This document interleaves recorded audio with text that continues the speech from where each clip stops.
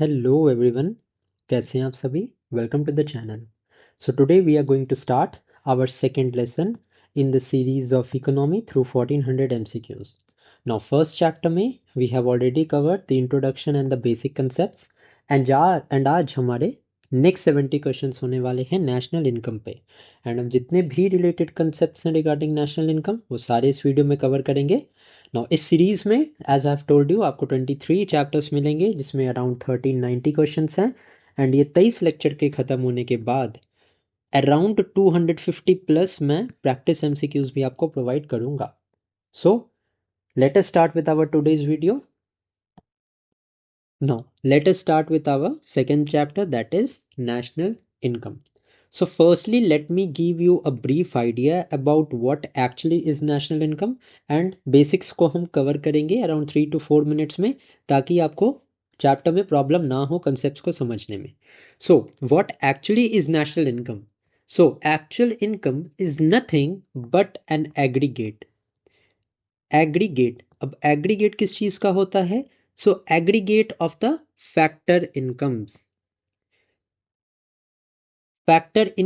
of the resident of the country. अब ये factor income का क्या मतलब है? मैंने लास्ट क्लास में आपको बताया था what are the different factors of production. So 4 factors की मैंने बात की थी आपसे. That is land, then there is labour, then there is capital and then there is entrepreneurship. Okay, land के रिटर्न में क्या मिलता है? रेंट मिलता है, तो rent is a factor income. Labour के रिटर्न में क्या मिलता है? तो सैलरी मिलती है, so salary is to a factor income.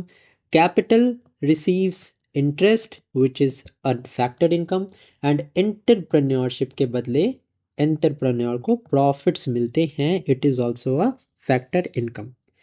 Okay, तो फैक्टर्स ऑफ प्रोडक्शन से जितनी भी इनकम्स होती हैं that is known as factor income and इन्हीं का aggregate is called as national income. Okay, ना ये तो इनकम के सेंस में मैंने बताया. अदर इसकी अगर मैं डेफिनेशन की बात करूं, it also means the sum value of all the goods and services, all the goods and services produced within the domestic boundary of a country. ठीक है, और आउटसाइड, इसमें नेशनल इनकम में आउटसाइड भी फैक्टर्स इनकम, आउटसाइड की भी income include होती है. अब इसका डिफरेंस भी है. जो डोमेस्टिक तक सीमित है उसको हम जीडीपी बोलते हैं एंड जो आउटसाइड है उसको हम अलग टर्म से डिनोट करते हैं. ये मैं आपको बताऊंगा अभी आने वाले क्वेश्चंस में. ओके, सो नेशनल इनकम की अलग दूसरी डेफिनेशन है. It includes all the goods and services, may it be domestically earned, may it be earned outside India by the residents of the country. ठीक है, ये बेसिकली होता है हमारा नेशनल इनकम. ठीक है, अब जैसे जैसे हम क्वेश्चंस में बढ़ेंगे वैसे वैसे हम डिटेल में डिस्कस करेंगे about the concepts. So first question देखते हैं. What does national income represent for a country during an accounting year? तो टोटल टैक्स रेवेन्यू, ये तो बिल्कुल भी नहीं होगा. नेक्स्ट है हमारा टोटल फैक्टर इनकम. एब्सोल्युटली मैंने अभी आपको डेफिनेशन में ही बताया था कि ये जो टोटल फैक्टर इनकम होती है which is earned on the total, which is earned on the different total factor of production, इन पे अर्न होती है factor income and this only constitutes the national income. ये कंसेप्ट आपको समझ में आ गया होगा. ओके, नेक्स्ट देखते हैं. Which factor of production earns rent as its resource income? अभी मैंने बताया रेंट जो है वो लैंड पे मिलता है, so rent is a factor income of land. Labour की फैक्टर इनकम मैंने क्या बताई थी आपको? ये मैंने बताया था सैलरी, जो लेबर को आप सैलरी पे करते हो. कैपिटल पे क्या मिलता है? कैपिटल पे इंटरेस्ट मिलता है. एंटरप्रेन्योरशिप पे आपको प्रॉफिट मिलता है. अब ये पूरे कंसेप्ट में आपको प्रॉब्लम नहीं होनी चाहिए, नेशनल इनकम में आपको इशू नहीं आना चाहिए अब. ओके, सो इस क्वेश्चन का हमारा करेक्ट आंसर क्या होगा? This is land. Now what is the factor income earned by labour called? This is called wages और सैलरी.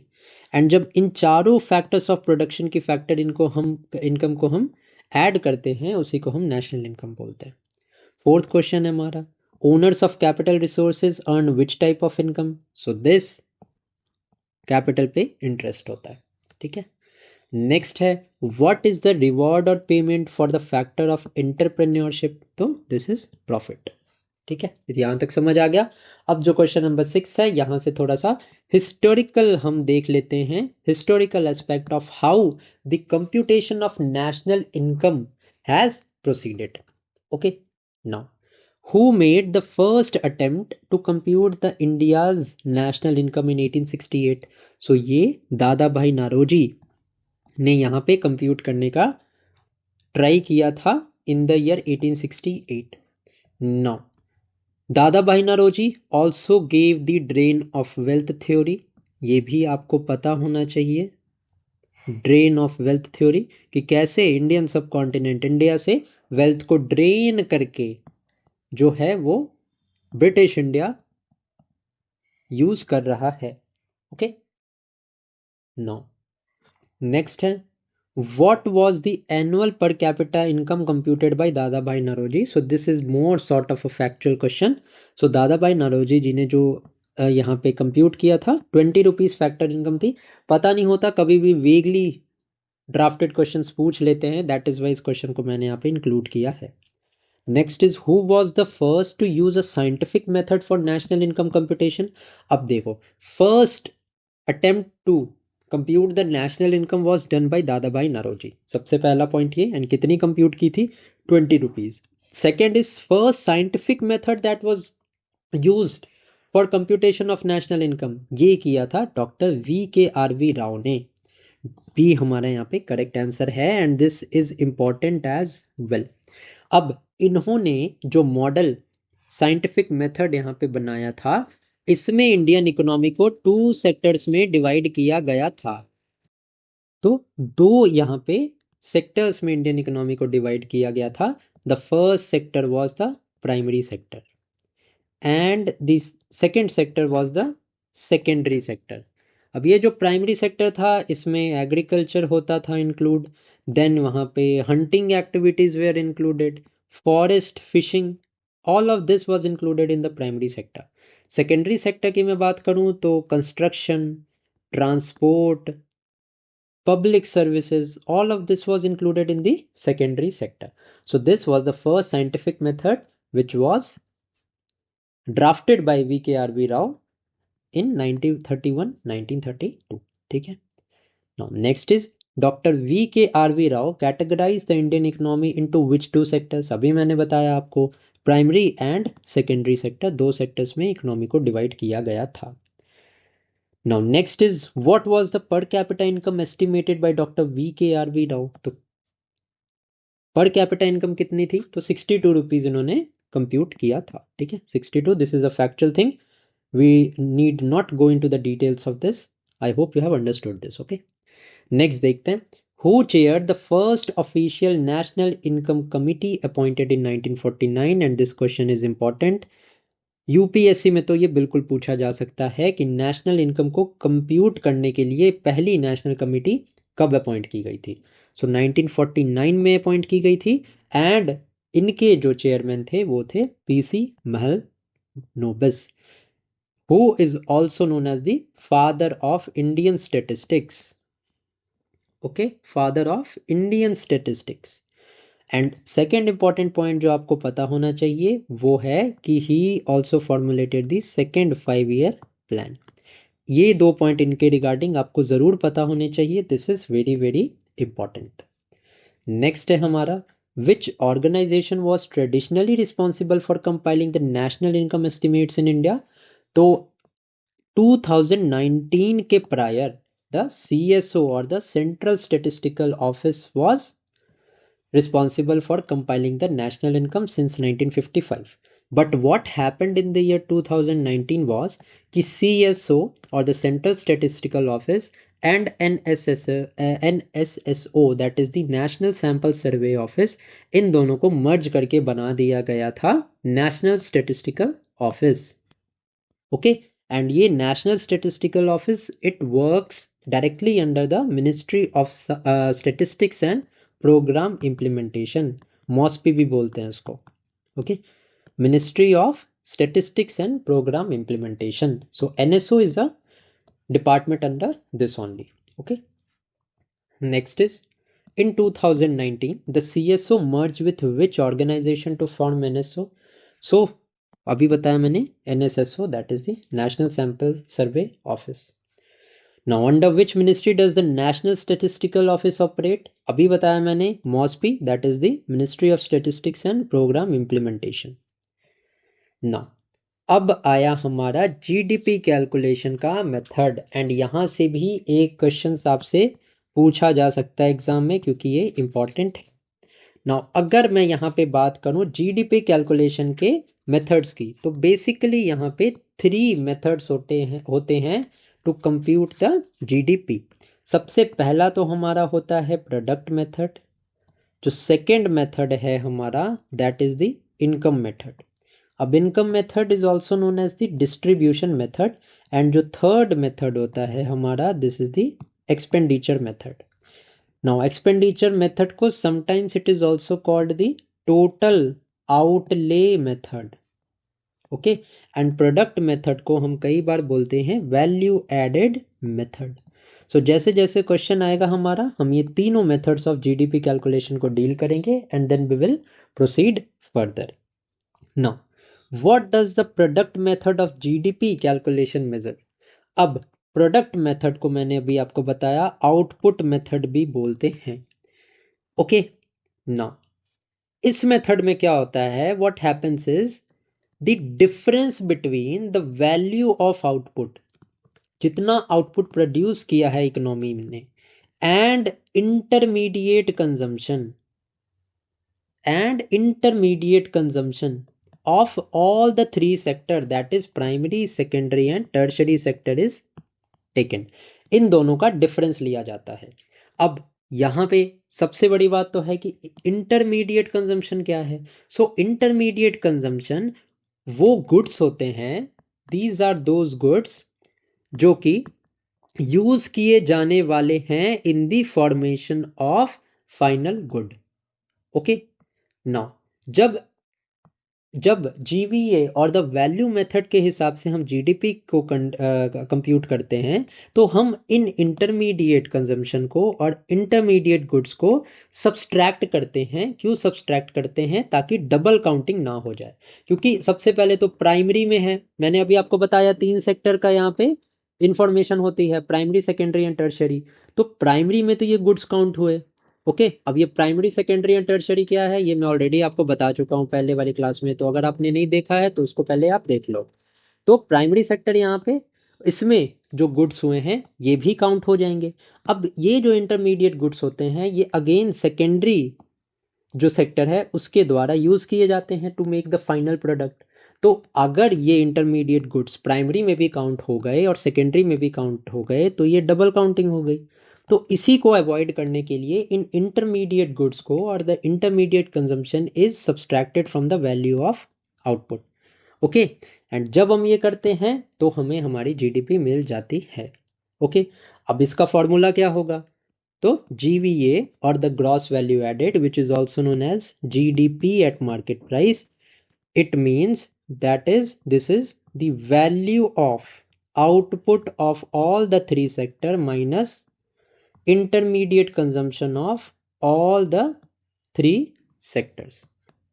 ठीक है, सो यहां से हमारा आ जाता है, क्या कहते हैं, प्रोडक्ट मेथड से जीडीपी. अब इसमें क्या क्या इंक्लूड नहीं होता है, जैसे इलीगल गैम्बलिंग है, तो ये तो लॉजिकल चीज़ें, ये तो आप ऐसे भी कंप्यूट कर सकते हो.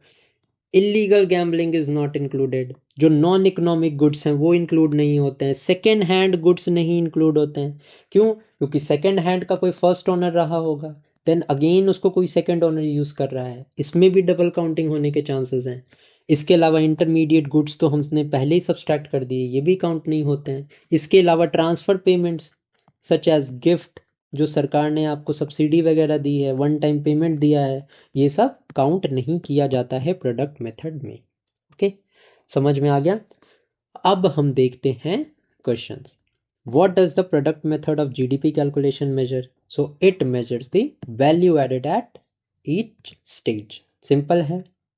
नेक्स्ट है, which of the following is excluded from the national income under the product method. तो bakers value add, illegal activities अभी मैंने बताया, सच एज गैम्बलिंग, सट्टेबाजी वगैरह, ये सारा कुछ जो है वो एक्सक्लूड होता है नेशनल इनकम से under the product method. So B will be the correct answer. Next is why are the second hand goods excluded from the national income calculation. क्यों? अभी तो बताया था ना कि डबल काउंटिंग नहीं होनी चाहिए। डबल काउंटिंग हो जाएगी तो डेटा इनएक्यूरेट होगा। दैट इज वाई हम सेकेंड हैंड गुड्स को इंक्लूड नहीं करते हैं, because they were previously counted. Now are transfer payments like donation और गिफ्ट्स और donation included in national income. तो जब मैंने आपको अभी एक्सप्लेनेशन बताया था, आई टोल्ड यू कि transfer payment is also not included, तो दीज आर नॉट इंक्लूडेड। ठीक है, नेक्स्ट देखते हैं। अब नेक्स्ट है हमारा, what is the formula for calculating the GDP using the expenditure method. So expenditure method जानने से पहले हमें तो ये समझना पड़ेगा कि what actually is expenditure method.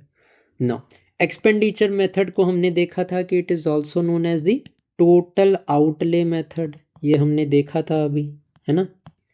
No, इसमें क्या होता है, the income earned is either, the income that is earned by the citizen or the resident is either spent on the consumer goods and services, या तो उसको consumer services में या goods को परचेज करने में इन्वेस्ट करेगा। आइदर अगर कंज्यूमर कुछ भी परचेज नहीं कर रहा है तो वो मनी को सेव करेगा।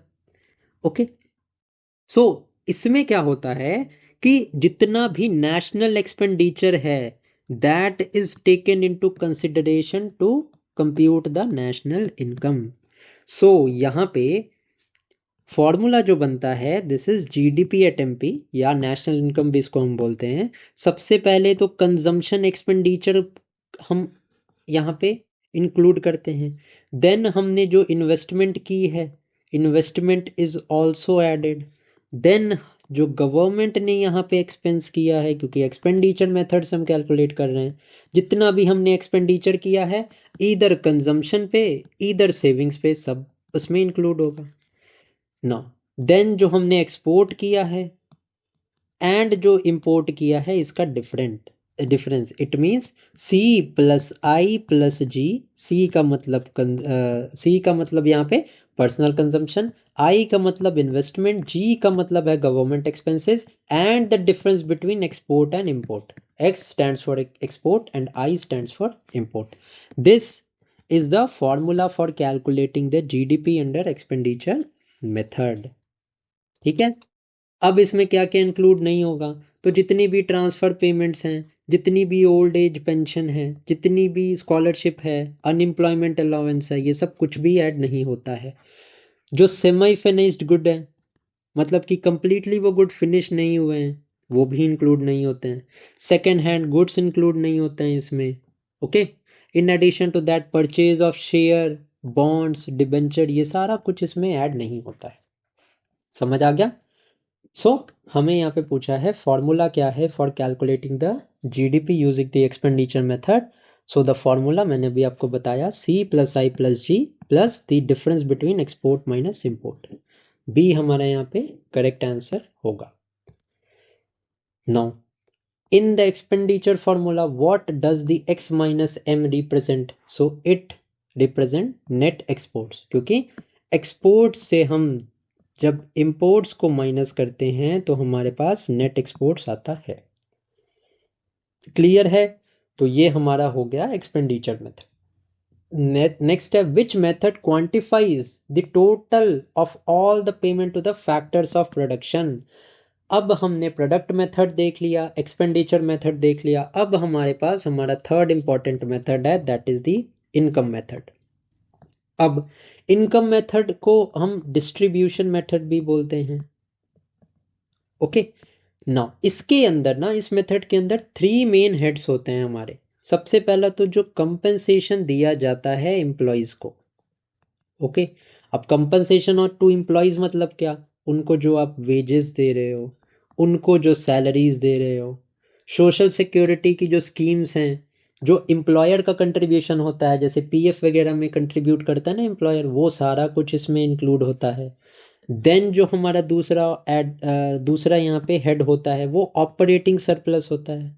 अब ऑपरेटिंग सरप्लस में क्या आता है, जो रेंट है आपका, वो इंटरेस्ट जो आपके कैपिटल पे मिला, जो रॉयल्टी आप प्रोडक्ट्स पे ले रहे हो बेचने के बाद, प्रॉफिट्स हैं, ये ऑपरेटिंग सरप्लस में आता है। And then there is mixed income of self employed.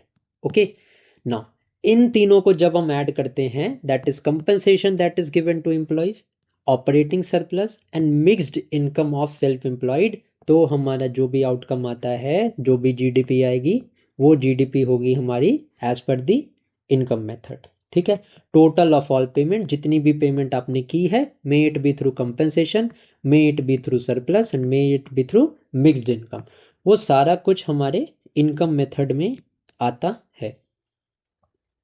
Okay, ना इसमें यहाँ पे आपको ध्यान रखने वाली बात यह है कि क्या इंक्लूड नहीं होता है।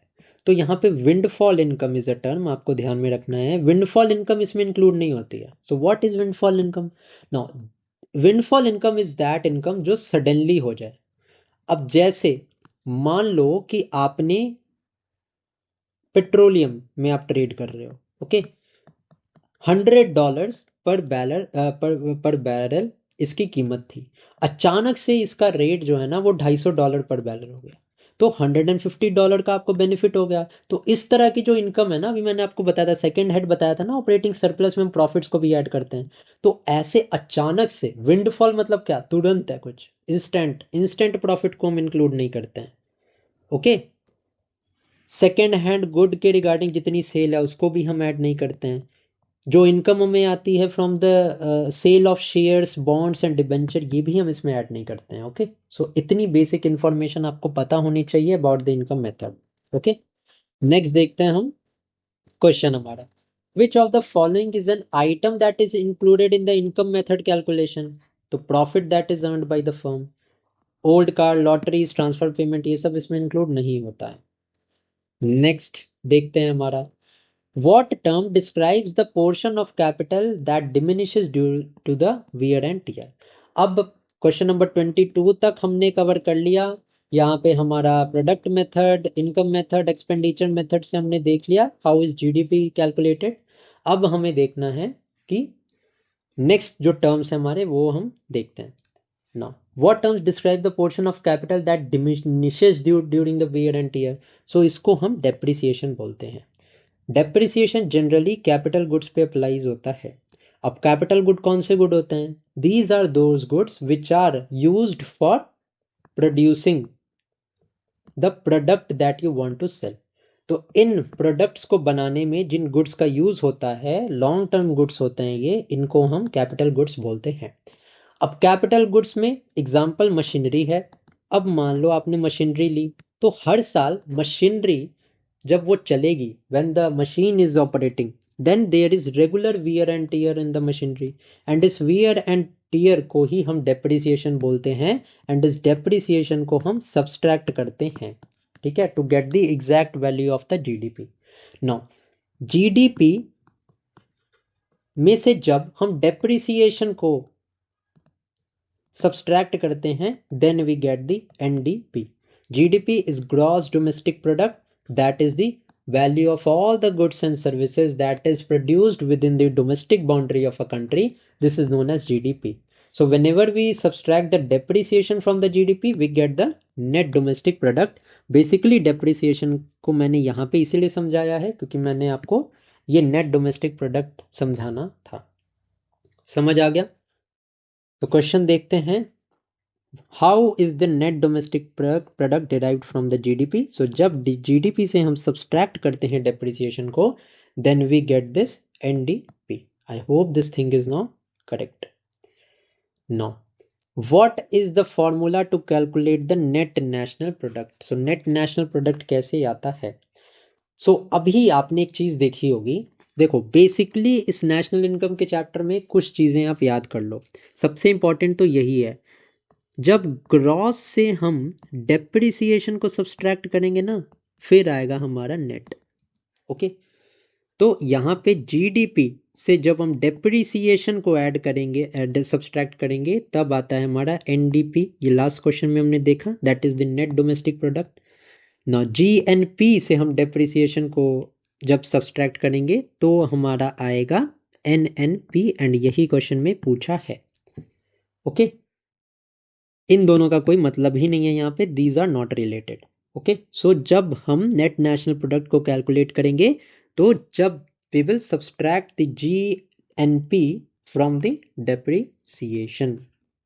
अब सेकेंड पॉइंट जो आपके दिमाग में ये बात आएगी कि what actually is net NNP. So ये भी हम डील करेंगे अभी आने वाले टाइम पे, ठीक है। पहले मैं कंसेप्ट बता देता हूँ आपको। Now, market price represents the price paid by the customer including। अब देखो यहाँ पे जब हम एनएनपी को कैलकुलेट करते हैं ना, तो वो हम फैक्टर कॉस्ट पे करते हैं एंड मार्केट प्राइस पे करते हैं। ओके, नाउ मार्केट प्राइस में क्या होता है, फैक्टर कॉस्ट का मतलब पता है क्या होता है? फैक्टर कॉस्ट का मतलब है कि फैक्टर्स ऑफ प्रोडक्शन जो हमने 4 पढ़े हैं अभी, that is land, labour, capital and entrepreneurship, इनका सम टोटल में जितना भी खर्चा आया है सिर्फ यही इंक्लूड होता है, which is known as the factor cost. लेकिन मार्केट प्राइस, क्योंकि ये नेम ही सजेस्ट कर रहा है मार्केट प्राइस मतलब क्या, आपको जो टैक्सेस पे करने पड़े हैं वो भी इसमें इंक्लूड होते हैं।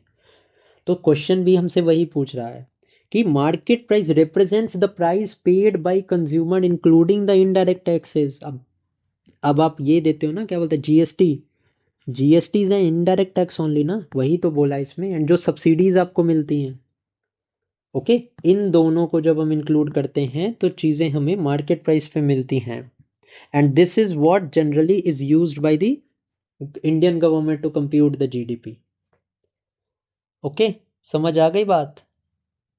नेक्स्ट है हमारा what are the factor cost in context of production. मैंने आपको क्या बताया था, फैक्टर कॉस्ट प्रोडक्शन के कंटेक्स्ट में क्या होते हैं, जो भी हमारे cost of factors of production होते हैं, जैसे land, labour, capital and entrepreneurship. तो एक्सपेंसेस जो इनकर करता है फर्म किसी प्रोडक्ट को बनाने में, this is only known as the factor cost. Okay, next है how do you calculate factor cost from market price. अब मार्केट प्राइस गिवन है तो हमें पता है इसमें इंक्लूड क्या क्या होता है, इनडायरेक्ट टैक्स इंक्लूड होता है एंड सब्सिडी इसमें इंक्लूड होती है। सो जब फैक्टर कॉस्ट पे हमें चीज़ निकालनी है तो हम मार्केट प्राइस से सबसे पहले इनडायरेक्ट टैक्स को सब्सट्रैक्ट करेंगे, क्योंकि टैक्स तो नहीं पड़ता ना फैक्टर कॉस्ट पे, वो तो पहले से ही रॉ मटेरियल्स पे उनको जो भी टैक्स लगता है वो लग जाता है। तो जब मार्केट प्राइस से हम इनडायरेक्ट टैक्स को सब्सट्रैक्ट करेंगे एंड सब्सिडी को हम ऐड करेंगे, then we will get the factor cost. यही क्वेश्चन है, how do you calculate factor cost from market price. So it is calculated by subtracting indirect taxes from adding subsidies to the market price. Simple है, समझ आ गया। Next is which measure tracks the inflation of all goods and services produce domestically. अब ये बहुत important question है, क्यों, क्योंकि इसका मतलब है, ये क्वेश्चन का करेक्ट आंसर हमारा जीडीपी डिफ्लेटर है। बट जीडीपी डिफ्लेटर को जानने के लिए you need to know about the real GDP as well as the nominal GDP. यहाँ से यूपीएससी बहुत ज़्यादा क्वेश्चंस करता है, एंड बाकी state services examination and normal one day examination में भी क्वेश्चंस आते हैं। तो सबसे पहले हम देखते हैं what actually is the real GDP. अब रियल जीडीपी वो जीडीपी होती है that is adjusted for inflation. Okay, so इसको इन्फ्लेशन के हिसाब से एडजस्ट किया जाता है। इसका मतलब क्या कि this real GDP reflects the value of all goods and services produced by an economy in expressed in the base year. Inflation का सारा इंपैक्ट हम इसमें से सब्सट्रैक्ट कर लेते हैं। ओके, एंड जो ये रियल जीडीपी को हम कैलकुलेट करते हैं, it is calculated by the expenditure वाला approach, that is C plus I plus G plus the difference between export and import, X minus M. Okay, वहीं पे अगर मैं बात करूं नॉमिनल जीडीपी की, तो नॉमिनल जीडीपी में all goods and value produced during the year are included, and इसमें इन्फ्लेशन को एडजस्ट नहीं किया जाता है। इसका मतलब है inflation is included in the nominal GDP. Okay, so GDP deflator क्या होता है फिर? तो GDP deflator is actually the real GDP, sorry, nominal GDP by real GDP into 100. This is known as the GDP inflator. Okay. Now, GDP inflator जो है, it covers all the range of goods and services produced in the economy. Okay, and it is the best metric to show the inflation in the economy. So GDP inflation is very, very important. Okay. So all goods and services produce domestically को track करने के लिए there is GDP deflator. WPI CPI ये सारा कुछ हम discuss करेंगे इनके रिस्पेक्टिव चैप्टर्स में। Okay, now what is the formula of GDP deflator? So अभी हमने देखा ये होता है हमारा nominal GDP, when it is divided by the real GDP we get the GDP deflator. Okay, nominal by real into 100। No next है हमारा, no next is which type of income is calculated after subtracting the direct taxes from personal income. No अब आता है हमारे पास concept personal income का। No personal income के बारे में अगर मैं आपको बताऊं तो this is nothing but sum of all types of factor income received by the household including the current transfers. Now what actually is this, ये एक्चुअली होता क्या है, let me explain you. See, personal income में सबसे पहले हमारे पास national income होता है, देन हमारे पास में अनडिस्ट्रीब्यूटेड प्रॉफिट्स को हम सब्सट्रैक्ट करते हैं, then net interest payment that is made by the households, these are also subtracted, corporate tax जो हमने पे किया, बेसिकली जो इनकम पर्सनल इनकम हमारी पर्सनल कमाई वो होती है जो वेरियस टाइप्स ऑफ टैक्सेस को डिडक्ट करने के बाद होती है। ओके, तो यहाँ पे जितने भी हम अनडिस्ट्रीब्यूटेड प्रॉफिट्स हैं उसको हमने सब्सट्रैक्ट किया, इंटरेस्ट की पेमेंट को सब्सट्रैक्ट किया, कॉरपोरेट टैक्सेस को हमने यहाँ पे सब्सट्रैक्ट किया, जितना भी हम इनकम टैक्स देखते हैं वो भी हम इसको जब सब्सट्रैक्ट करेंगे तो वो फिर पर्सनल डिस्पोजेबल इनकम आता है। ठीक है, अभी पर्सनल इनकम में से बेसिकली हम जो टैक्सेस डिडक्ट करते हैं ये हमारा इसमें इंक्लूड होता है। नाउ इंपॉर्टेंट आपके लिए समझना है about the difference between the personal income and the national income. Okay, now personal income में क्या होता है कि ये इनकम होती है that is received by the factors of production, such as labour को वेजेस मिलते हैं, रेंट मिलता है लैंड के लिए, देन कैपिटल को मिलता है इंटरेस्ट एंड प्रॉफिट। सो जितनी फैक्टर्स इनकम होती है ना from the factors of production, this is taken in the personal income. हालांकि नेशनल इनकम क्या होता है, ये फैक्टर्स ऑफ प्रोडक्शन से जनरेट होती है। ओके, जैसे कि land, labour, capital and entrepreneurship. Second जो पॉइंट ऑफ डिफरेंस है कि पर्सनल इनकम में हम फैक्टर इनकम भी इंक्लूड करते हैं, ये देखो यहाँ पे हमने किया, एंड हम ट्रांसफर रिसिप्ट्स भी यहाँ पे इंक्लूड करते हैं, जबकि ट्रांसफर रिसिप्ट्स जो होती हैं that are not a part of national income. Okay, now next important point is personal income तो हमने देख लिया क्या होता है, अ पर्सनल डिस्पोजेबल इनकम। अब डिस्पोजेबल इनकम वो इनकम होती है जो आप अपने कंजम्पशन के लिए यूज करते हो, एंड ये वो इनकम होती है जब हम पर्सनल इनकम में से डायरेक्ट टैक्सेस को सब्सट्रैक्ट करते हैं, जैसे कि इनकम टैक्स वगैरह देने के बाद जो हमारे पास इनकम बचती है that is the personal disposable income.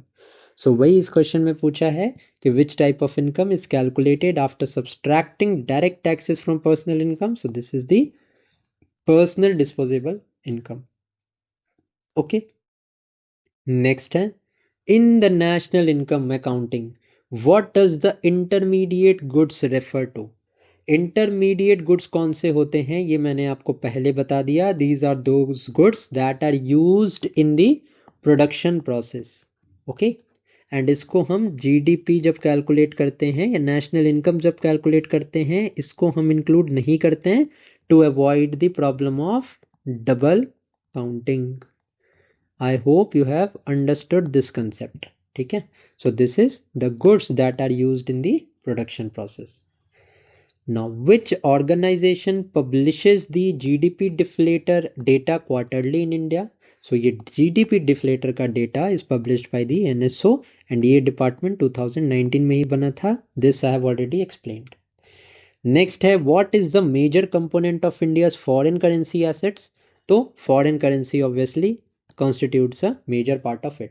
Some elements मैंने यहाँ पे डाला है, इसके जो अभी 70 क्वेश्चन हैं हमारे पास, अभी हम सारे कंसेप्ट को यहाँ पे डील करेंगे, बट ये कुछ इंपॉर्टेंट पॉइंट्स हैं जो आपको पता होने चाहिए, मैंने यहाँ पे क्वेश्चन डाल दिया है।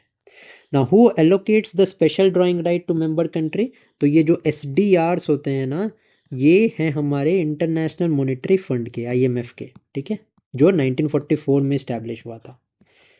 Now the main aim of IMF was to assist the developing countries, okay. ये IMF जो है वो इशू करता है, एंड जनरली जो SDR होता है, this is not a currency, ठीक है, this is just a claim over a currency. Now which economic variable is considered the true national income of a country? Now अब हमारे पास सबसे इंपॉर्टेंट पॉइंट यहाँ पे आता है, दैट इज ये सारे हेड्स। अब हमने यहाँ पे मैं एक एक करके आपको सारा कुछ ही एक्सप्लेन कर देता हूँ ना। सी, सबसे पहले तो GDP हमें पता है ग्रॉस डोमेस्टिक प्रोडक्ट होता है। अब GDP एट MP क्या होता है? That is GDP at market price, ठीक है, ये तो आप समझ गए होंगे। मार्केट प्राइस में क्या होता है? इनडायरेक्ट टैक्सेस एंड सब्सिडीज को इंक्लूड किया जाता है। अब हम चलते हैं GDP एट मार्केट प्राइस से हम GDP एट फैक्टर कॉस्ट पे कैसे आ सकते हैं? जब हम GDP एट मार्केट प्राइस से सब्सट्रैक्ट करेंगे इनडायरेक्ट टैक्सेस को एंड हम सब्सिडीज को ऐड करेंगे, देन हमारा आएगा GDP eight factor cost, okay. ये फर्स्ट कंसेप्ट था, ये क्लियर हो गया। अब हम बात करते हैं सेकंड कंसेप्ट की, that is the NDP, that is the net domestic product at market price. अब ये net domestic product at market price क्या होता है? जब हम GDP एट मार्केट प्राइस से डेप्रिसिएशन को डिडक्ट करते हैं, then we get the NDP at market price. ये भी मैंने पहले बताया था, when we subtract depreciation from gross, हमें नेट प्रोडक्ट मिलता है, okay. Now NDP at market price से NDP एट फैक्टर कॉस्ट हम कैसे जा सकते हैं? जब हम NDP एट मार्केट प्राइस से इनडायरेक्ट टैक्सेस को सब्सट्रैक्ट करेंगे एंड सब्सिडी को ऐड करेंगे, देन हमारे पास net domestic product at factor cost आएगा। सेकंड कंसेप्ट क्लियर है।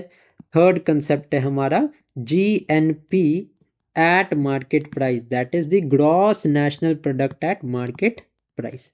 नाउ ये कैसे हम डिराइव करेंगे? तो when we get the GDP at market price and इसमें हम ऐड करेंगे net factor income from abroad, then we will get GDP at market price. तो अब आप ये बोलोगे कि ये net factor income from abroad क्या है, ठीक है, this is an important concept. So let me tell you इसका मतलब क्या होता है। NFIA जो होता है हमारा, ये जनरली डिफरेंस होता है between the factor income. Factor income का मतलब क्या? रेंट हो गया हमारा, वेजेस हो गया हमारा, इंटरेस्ट हो गया एंड हमारा प्रॉफिट हो गया। This NFIA is the difference between the factor income earned by the normal residents, ठीक है, of the country and the factor income earned by the non residents that temporarily reside in India. मतलब India के जितने normal resident हैं वो जितनी factor income को earn कर रहे हैं, इससे हम सब्सट्रैक्ट करते हैं factor income of all those non resident, मतलब बाहर की कंट्री के लोग जो इंडिया में रह के अर्न कर रहे हैं, जब हम इन दोनों को सब्सट्रैक्ट करेंगे then we will get the net factor income from abroad. Okay, and national income जब हम कैलकुलेट करते हैं ना, तो उसमें जो इनकम होती है वो सिर्फ जो income of the normal residents होती है that is only included in this. ये एक इंपॉर्टेंट पॉइंट है, इसके बारे में आपको पता होना चाहिए। आई होप कि ये चीज़ अब क्लियर हो गई होगी। सो अब हम आते हैं हमारे कंसेप्ट पे, जो कि मैं आपको यहाँ पे थर्ड कंसेप्ट बता रहा था। एंड वो कंसेप्ट क्या था? कंसेप्ट था हमारा GNP at market price. So जब हम GDP एट मार्केट प्राइस में net factor income from abroad add करते हैं then we get the GNP at market price. And यहीं से GNP एट मार्केट प्राइस से अगर हमें net national product at market price पे आना है तो हमें क्या चाहिए होगा? इसके पहले मैं आपको बताता हूँ, अगर हमें क्या कहते हैं GNP एट फैक्टर कॉस्ट पे आना है तो हमें क्या चाहिए? तब हमें चाहिए GDP एट मार्केट प्राइस में से हम इनडायरेक्ट टैक्स को सब्सट्रैक्ट करेंगे एंड सब्सिडी को ऐड करेंगे एंड हम net factor income from abroad को ऐड करेंगे, देन हमें gross national product at factor cost मिलेगा। एंड सबसे लास्ट में एंड फोर्थ एंड सबसे इंपॉर्टेंट कंसेप्ट है हमारा net national product at market price, जो कि हम डिराइव कर सकते हैं GDP एट मार्केट प्राइस से जब हम डेप्रिसिएशन को सब्सट्रैक्ट करेंगे and net factor income from abroad को ऐड करेंगे। एंड लास्टली अगर हम net national product at factor cost पे आना चाहते हैं तो GDP एट मार्केट प्राइस से हम डेप्रिसिएशन को ऐड करेंगे तो हमारा बनेगा net domestic product at market price में से हम जब net factor income from abroad को ऐड करेंगे, इनडायरेक्ट टैक्सेस को ऐड करके हम सब्सिडीज को सब्सट्रैक्ट करेंगे, देन हमारा आ जाएगा net national product at factor cost. So इतना ही कंसेप्ट आपके लिए बहुत ज़रूरी है इस चैप्टर में, जो कि आपको हेल्प करेगा to solve all of the questions related to this chapter.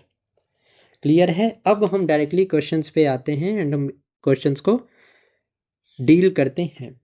Which economic variable is considered the true national income for a country? So this is the net national product at factor cost.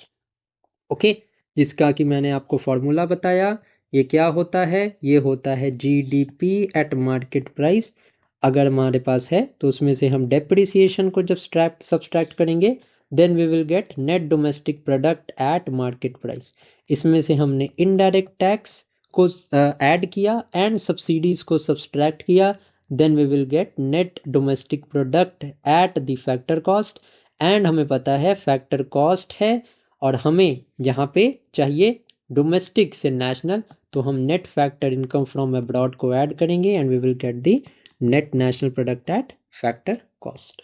ठीक है, I know कि एक बार में इसको याद करना और समझने में प्रॉब्लम हो सकती है, बट अगर आपने इस लेक्चर को 1 to 2 टाइम्स देख लिया तो आपका सारा कंसेप्ट जो है वो क्लियर हो जाएगा। Now what does compensation of employees include in the income method? तो मैंने आपको बताया था, जब मैं इनकम मेथड के बारे में बताया था आपको, मैंने बोला था बेसिकली 3 हेड्स हैं एंड उसमें कंपनसेशन ऑफ एम्प्लॉयज़ में सैलरीज भी ऐड होती हैं एंड जो सोशल सिक्योरिटी प्रोवाइड की जाती है एम्प्लॉयज़ को वो भी ऐड होती है। सोशल सिक्योरिटी कौन प्रोवाइड करता है? एम्प्लॉयर अपना कंट्रीब्यूशन देता है ना PF में, मैंने आपको बताया था, this is also included in this. Okay, next is which method of GDP calculation focuses on the supplier side of the economy? So supplier side of economy की बात हो रही है तो आप मुझे बताओ एक्सपेंडिचर कौन करेगा? कंज्यूमर। ये तो कंज्यूमर के पर्सपेक्टिव की बात है। इनकम किसकी बात है? इनकम भी जो है वो हमारे कंज्यूमर साइड की बात है। बट प्रोडक्ट मेथड और द वैल्यू मेथड में हम सप्लायर साइड के कंस्ट्रेंट को फोकस करके GDP को कैलकुलेट करते हैं। Okay, now real GDP is calculated on which type of prices?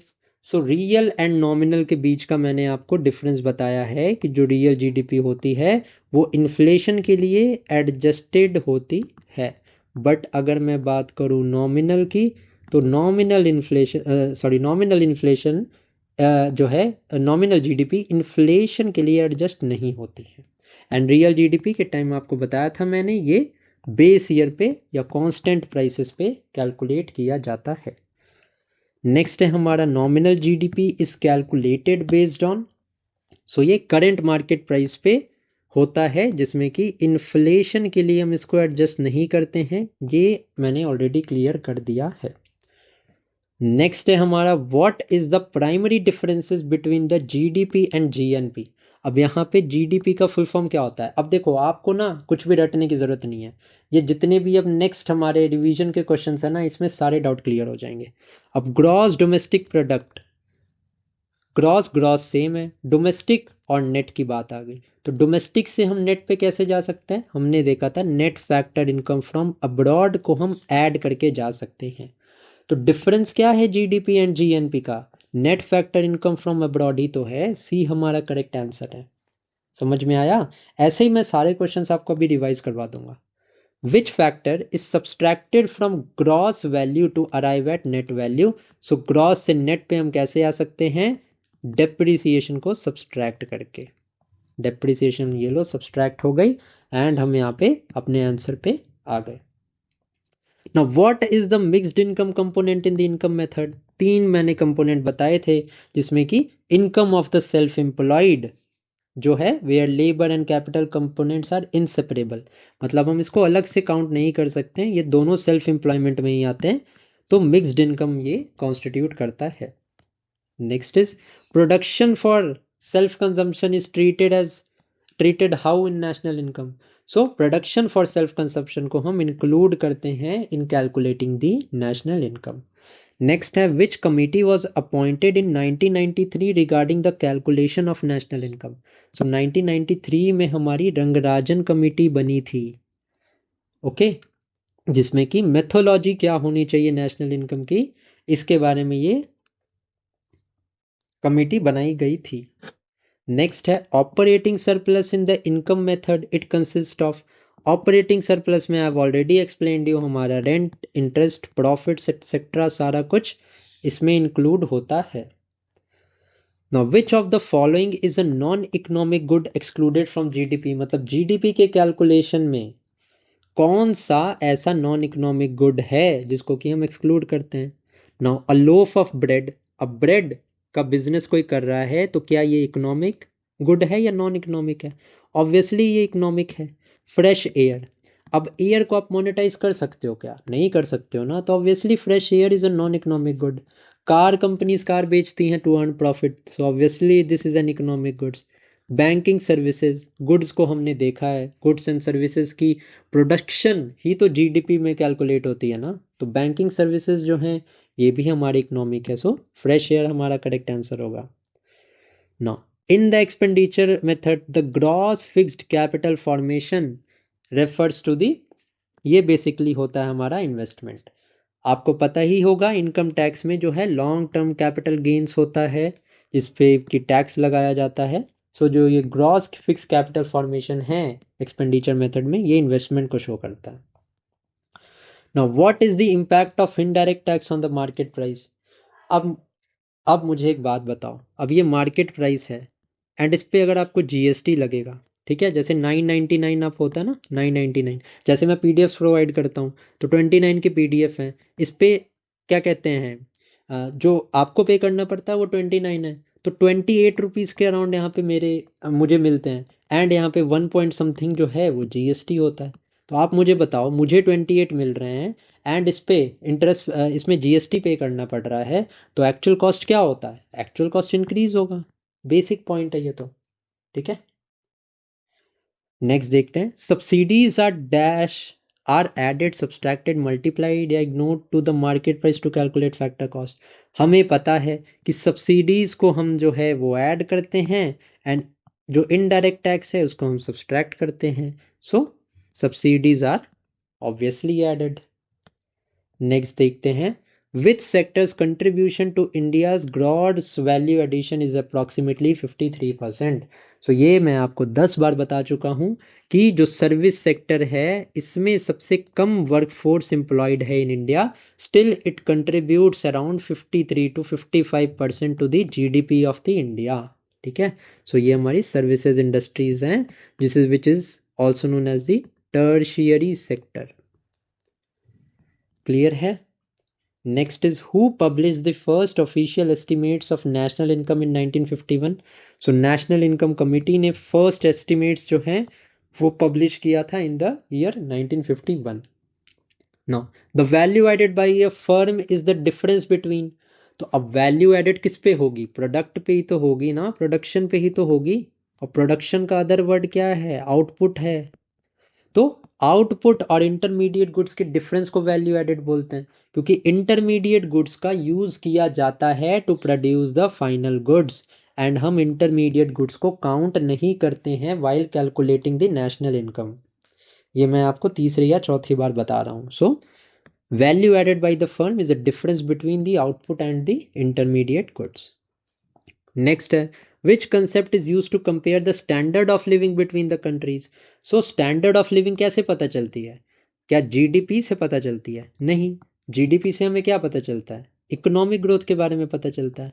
But standard of living is represented by per capita income. जब हम जीडीपी को डिवाइड करते हैं by the total population of the country, then we get the per capita income. Okay, so standard of living का मतलब यही है कि जिस कंट्री की पर कैपिटा इनकम ज़्यादा होगी वहाँ पे standard of living will be higher. Basic concept है ये, ठीक है। So per capita income is right.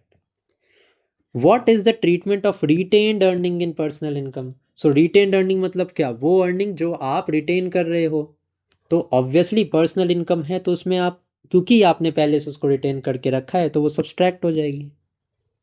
Now which of the following is not a factor of production. मैंने आपको बताया है कि 4 फैक्टर्स ऑफ प्रोडक्शन है: land, labour, capital and entrepreneurship. So जो भी आपको ऑप्शन में नया लगे वो नहीं हो सकता। जैसे technology is not a factor of production. Next is, now this is an application based question. Okay, now if NFIA, that is net factor income from abroad, is positive, then GDP is higher than GNP, GNP is greater than GDP, GDP is equal to GNP and NDP is greater than NNP।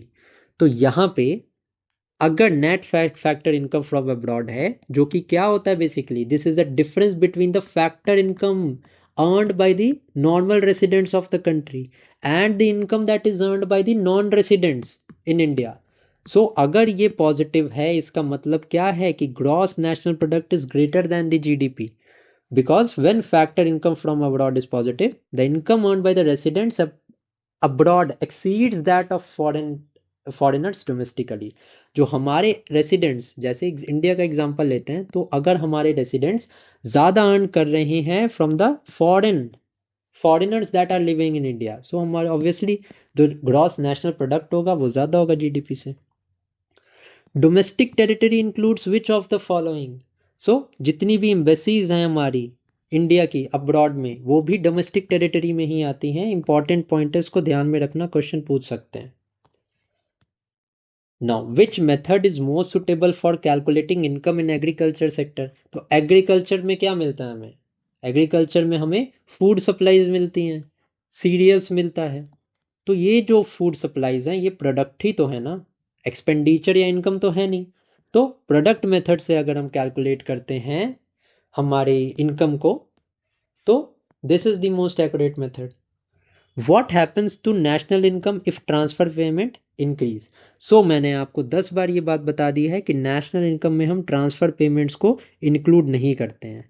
These are basically the one time payments that is given generally by the government of India to the residents of the country, may it be the unemployment allowance, old age allowance है, या कुछ भी हम allowance दे रहे हैं या funds को transfer कर रहे हैं, ये इंक्लूड नहीं किया जाता है हमारे नेशनल इनकम में। Okay, so the national income will remain unchanged. The term gross in the GDP signifies that, gross का मतलब क्या है कि the depreciation is not subtracted, GDP हमने सब्सट्रैक्ट नहीं की है। सो बी हमारा करेक्ट आंसर होगा यहाँ पे। Next is which body provides the data for agricultural labourers. So ये जो लेबर ब्यूरो है under the ministry of labour and employment, it provides the data for agricultural labourers industrial workers के लिए भी यही प्रोवाइड करते हैं। सो ये पॉइंट इंपॉर्टेंट है, इसको आप ध्यान में रखेंगे। एंड रूरल वर्कर्स का भी इन्हीं के पास में डेटा होता है। What is the base year in context of the real GDP? So this is the benchmark year for prices, because इसको हम इन्फ्लेशन के लिए एडजस्ट करते हैं। सो हम एक बेस ईयर को यहाँ पे एक्सेप्ट करके इसी के हिसाब से हम रियल जीडीपी को कैलकुलेट करते हैं। Now corporate tax is subtracted from national income to calculate the personal income. Obviously personal income से हम जब corporate tax subtract करेंगे तो हमारे पास personal income आएगी। नेक्स्ट है which variable indicates the wear and tear of assets. ये मैंने आपको पहले ही बताया है कि this is nothing other than depreciation. अब नेट एक्सपोर्ट का क्या मतलब होता है? जब हमने एक्सपोर्ट्स को सब्सट्रैक्ट किया इंपोर्ट से, then we get this net exports. Net import में क्या होगा कि हम इंपोर्ट ज़्यादा कर रहे हैं एंड एक्सपोर्ट कम कर रहे हैं, सो नेट इंपोर्ट्स है। नेक्स्ट है if a country has 0 NFIA, okay, अगर net factor income from abroad 0 है तो GNP is equal to GDP। Obviously ये करेक्ट है। क्यों करेक्ट है? क्योंकि नेट नेशनल से अगर हमें डोमेस्टिक पे आना है तो net factor income of abroad ही तो मैटर करता है ना। तो जब ये 0 होगा तो ऑब्वियसली ये दोनों सेम ही होंगे। एंड यहाँ पे net national product and net domestic product भी सेम होगा। Okay, so both P&C application based question था ये। नेक्स्ट है which organisation released the 2011-12 as a base series for GDP. तो ये CSO ने रिलीज किया था 2011-12 में, बट अब इसको चेंज करके 2022-23 कर दिया गया है। एंड एक जो है जो जीडीपी कैलकुलेशन है 2023-2024 को बेस ईयर यहाँ पे किया गया है। Intermediate consumption is the another name for inputs that are used in the production process. Okay, now national income at constant prices is also known as. अब कांस्टेंट प्राइस का मतलब ही होता है the prices that are adjusted for inflation. So इन option से आप मुझे बताओ कि किसमें मैंने आपको बताया है कि ये इन्फ्लेशन के लिए एडजस्टेड होता है। रियल इनकम तो ही बताइए मैंने, रियल नेशनल इनकम ही एडजस्टेड होती है फॉर इन्फ्लेशन। वहीं पे अगर क्वेश्चन में आपको करंट प्राइसेस पूछेंगे वो, तो इजीली आप बता सकते हो कि current prices are not adjusted for inflation. ये इन्फ्लेशन के लिए एडजस्ट नहीं होता है। And this is the same as in the nominal GDP. ठीक है, समझ में आ गया?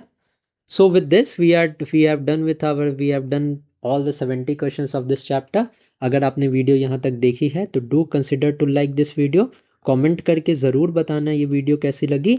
And slowly we will complete every chapter in the economy series and आपको बहुत बेनिफिट होने वाला है इस सीरीज से। So thank you for watching this video and keep studying.